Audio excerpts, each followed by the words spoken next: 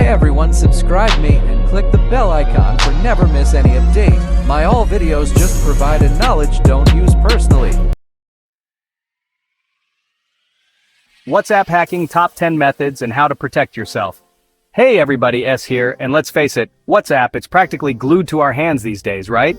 But with all the texting, voice calls, video chats, and even payments we trust it with, it's prime real estate for hackers. And you know what? They've got some seriously sneaky ways of getting in. We're talking everything from straight up stealing your account to silently spying on your every message. But hold on, don't ditch your digital life just yet. In this video, we're diving deep into the top 10 methods hackers use to crack WhatsApp wide open. Don't worry, we're not just going to leave you hanging. We'll break down each method, show you exactly how it works, and most importantly, arm you with the knowledge and tools to protect yourself. So buckle up, smash that like button, and get ready to level up your cybersecurity game because knowledge is power, people. All right, let's kick things off with a classic, the phishing attack. Imagine this. You get an email or a text message, looks totally legit, maybe even like it's from WhatsApp themselves. It might say your account's been compromised, there's a problem with a recent payment, or there's some amazing limited time offer you just have to click on right now. That urgency, that little voice in your head screaming, click it. That's exactly what the hackers are counting on. See those links? They're booby-trapped. They might take you to a fake website that looks identical to the real WhatsApp login page, or they might try to download malware directly to your device. First off, always check the sender.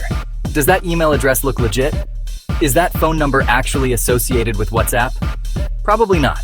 And remember, legitimate companies like WhatsApp will never ask for your personal information over email or text message. Stay vigilant, folks, and don't let these fishy characters ruin your day. Alright, let's talk about QR codes. Those little squares of digital magic that we use for everything from joining Wi-Fi networks to paying for our morning coffee. They're convenient, they're everywhere, and unfortunately, they can be hijacked by hackers faster than you can say scan. See, QR codes themselves aren't inherently dangerous. It's what they link to that's the problem. A hacker can create a malicious QR code that, when scanned, could redirect you to a fake WhatsApp web login page, download malware onto your device, or even steal your login credentials. So how do you protect yourself from these sneaky squares? First and foremost, be extremely cautious about which QR codes you scan. If you're at a restaurant or a store, double-check with the staff to make sure the QR code is legitimate. Remember, when it comes to QR codes, it's all about being aware and staying one step ahead of the bad guys. Alright folks, time to get real for a second. This next one sends chills down my spine because it's all about stealth. We're talking about spyware, the silent stalker of the digital world. Imagine this. There's a hidden program on your phone, silently logging every keystroke you make. That's spyware in a nutshell. It's the ultimate invasion of privacy. Spyware can infiltrate your device in a bunch of ways. Once it's in, it's game over. Let's talk about keylogging, a hacking technique that's as creepy as it sounds. Imagine someone's looking over your shoulder every time you type, recording every keystroke. That's what keylogging is, but done digitally. Keyloggers can be hardware or software-based. Hardware keyloggers are physical devices, often disguised. Software keyloggers hide in the background of your device. How do you protect yourself? Be cautious about what you plug into your devices. Avoid public computers or charging stations. Be careful about links, apps, and keep your devices updated. Use strong, unique passwords for each account. Let's talk about SMS spoofing, a tactic hackers use to trick you into handing over your WhatsApp account. It all starts with a simple text message. Hackers exploit the verification code sent via SMS. They send a fake message that looks like it's from WhatsApp. It might say, "Your verification code is code." Once they have the code, they can hijack your account. Remember, WhatsApp will never send a code unless you request it. Never share your verification code with anyone. Alright, let's get a little technical for a minute and talk about Wi-Fi sniffing, a hacking technique that's especially dangerous when you're connected to public Wi-Fi networks. Now imagine this. You're at a coffee shop, connected to the free Wi-Fi, sipping your latte, and scrolling through your WhatsApp messages. You think you're safe, but lurking on the network could be a hacker with a Wi-Fi sniffing tool. Think of Wi-Fi sniffing like eavesdropping on a conversation, except instead of words, it's your data that's being intercepted. Hackers use special software that acts like a digital antenna, capturing all the data that's being transmitted over the network. So, how do you protect yourself from these digital eavesdroppers? The first rule of thumb is to avoid public Wi-Fi like the plague, especially when handling sensitive information. If you absolutely must connect to public Wi-Fi, always use a VPN. Remember, when it comes to public Wi-Fi, always assume it's compromised and take the necessary precautions to protect yourself. Let's talk about social engineering, a hacking technique that manipulates people instead of using fancy code. It's all about exploiting our natural trust to gain access to sensitive information. A hacker might call you pretending to be from WhatsApp support, claiming there's a problem with your account.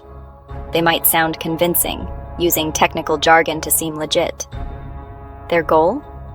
To trick you into handing over your login credentials or personal information. Social engineering can happen through emails, text messages, even social media. Be wary of unsolicited contact. If someone calls or messages you out of the blue, don't engage. Instead, contact the company directly using their official contact information. Legitimate companies will never ask for your personal information over the phone or through email. A healthy dose of paranoia is your best defense. Chapter 8. SIM swapping, stealing your identity, one text at a time. SIM swapping gives hackers the keys to your digital kingdom. Imagine waking up to no service on your phone. A hacker has hijacked your phone number. They gather your info through phishing or the dark web. Then they impersonate you to your mobile provider. They intercept your calls, texts, and two-factor codes. This grants them access to your accounts. Set up a PIN with your provider to prevent SIM swaps. Use app-based two-factor authentication whenever possible. Chapter 9. Third-party apps, the hidden dangers. Alright, let's talk about third-party apps. Those tempting little programs that promise to enhance your WhatsApp experience with custom themes, fancy fonts, or extra features.